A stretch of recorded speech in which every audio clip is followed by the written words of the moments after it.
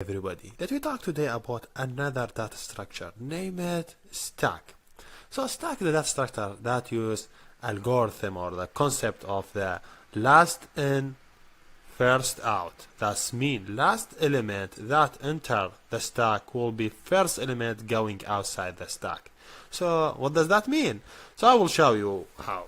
If I try to draw the stack, I will use this pen and it would support the stack in this way. So I think about it as a stack. So a stack would say it this way. And here you go. This is my stack.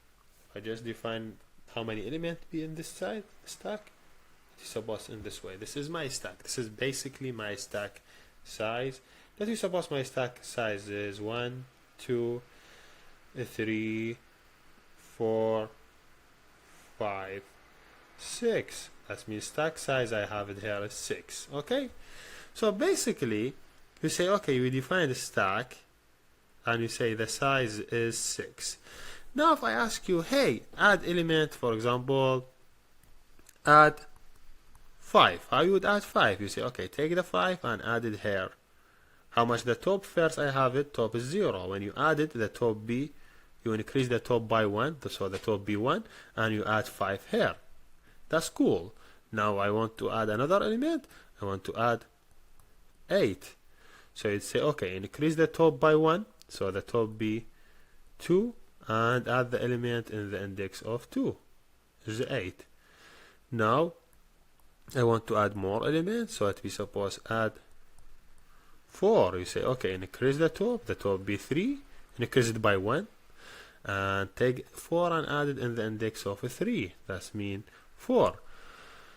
And you continue same concept, like add 11. You say increase the top by 1, so the top be 4, and you add 11. So I say add 1. You say increase the top by 1, so the top be 5, and you say adding 1.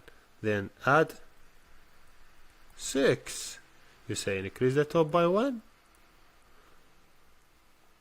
and add the element 6. Now I say, okay, add 7. You say, wait, the stack is full. I cannot add more. You say, hey, I cannot add it. So, hey, ignore this step. This cannot be added. Now, if you want to take element from the stack, how you would take it? When you want to take element from stack, you take the last one from the end. So, how the procedure for taking the element? First of all, you do the top or the pointer for top, you take it down. So you say, okay, now just let me remove this so you would understand how the top is working now in the reverse way. So the top is 6. First of all, you say, okay, the top, oh, the pen is not good. So I say, okay, so another pen. You say, okay, top equal 5. Now you could delete the element. You say, okay, remove this element. Okay, now you want to delete 1. You say top equal 4. You say, okay, now you could delete the element. So first you reduce you take down the top 1, then you remove the element. You want to delete 11, you say top equal 3, then hey, you could delete it. If you see when you add, when you delete it, you delete in sequence, the last one coming inside the last one you added to be the first one is going out. Now you want to delete the last one, you say, okay, top equal 2, and yay, remove the 1. Remove the 4. You want to delete more. You say top equal 1. Hey, remove this one. You want to delete 5. You say, okay, top equal 0. Delete 5. You want to delete more. You could get error. Why error? Because the stack is empty. You cannot delete more. No more data in the stack. So this is a basic representation of the stack. So what's the basic example you could get from this one? If I give you this number 1, 2, 3, 4, and I want you to reverse them. How would you reverse them? You say, okay, I would add them in the stack. Add 1, 2, 3, 4. Then just pop them from the stack. So when you pop, you have to first pop the 4, then pop the 3, then pop the 2, then pop the 1. So if you see, when you insert it, we insert in 1, 2, 3, 4. When you take the up, we take in 4, 3, 2, 1. So this is the basic representation of the stack. This stack, now you think about how you would represent this stack by code. There's 3 ways to represent the stack by code. You could represent it using array, normal array, as we show you, array with size 6. You would represent it using dynamic array, like with the size is doubled, and that's what you see in Java. They use direct implement using dynamic array, or you could use linked list, and this is the better one for represent stack for the size. Not better one in all cases, as I told you, in most cases.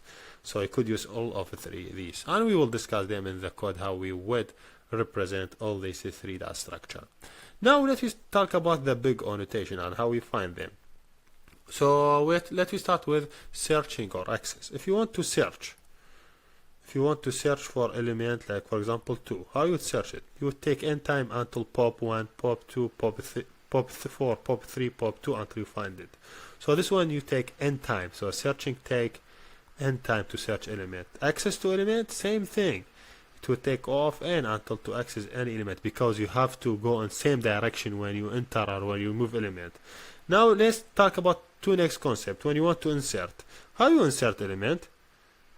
You would insert it in the end. So to take one process one time. So take O of 1, because you just insert at the end. You cannot insert in the middle of the stack. This is the concept of the stack. You cannot insert. You cannot add. Now I ask you add 5. You say add 5 in here. You cannot. When you add it in the end. This is the structure of this data structure. So take off 1. Delete, same thing. When you delete, you could delete only the last element. So when you delete this one, then this one. So take O of 1. So yes, this is sorry, this is the big O notation for a stack. So see them, see search, see access, see insert, see delete. See how the stack is working. So now next, when you see